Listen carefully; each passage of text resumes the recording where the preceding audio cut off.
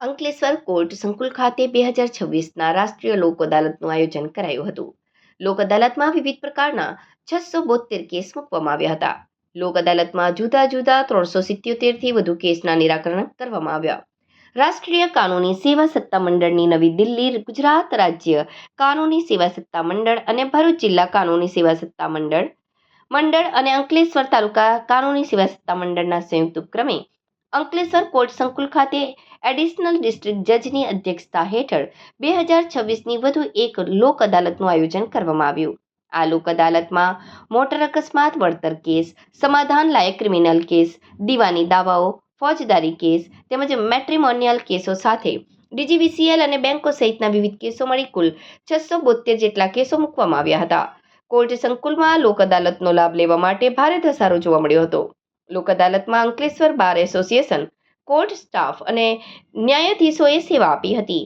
લોક અદાલતના માધ્યમથી નાગરિકોનો સમય, વકીલ ફી તેમજ અન્ય આવવા જવાની ધક્કા પણ બચી જતા હોય છે. સાથે તાત્કાલિક ન્યાય મળી જતો હોય છે. ઉપરાંત નામદાર કોર્ટ પર કેસોનું ભારણ પણ ઓછું થતું હોય છે, જેમાં ક્રિમિનલ કેસ 470 પૈકી 289, ડીજીવીસીએલના 170 પૈકી 77 તેમજ બેંકના 32 પૈકી 19 કેસનો સ્થળ પર નિકાલ કરવામાં આવ્યો હતો. રાષ્ટ્રીય કાનૂની સેવા સત્તા મંડળ તથા ગુજરાત રાજ્ય કાનૂની સેવા સત્તા મંડળના ઉપક્રમે આજરોજ અંકલેશ્વર સિવિલ કોર્ટ ખાતે લોક અદાલતનું આયોજન કરવામાં આવેલ હતું, જેમાં જુદા જુદા કેસો મૂકવામાં આવેલા.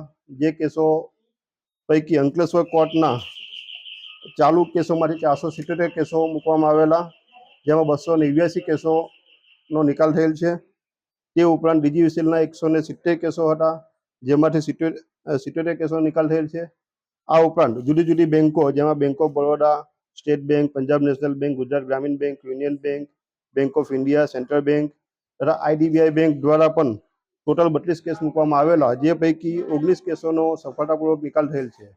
અને આજની આ લોક અદાલતમાં પક્ષકારોએ અને સ્ટાફ મિત્રોએ તથા વકીલ મિત્રોએ ખૂબ સહકાર આપી સારું પરિણામ લાવેલ છે.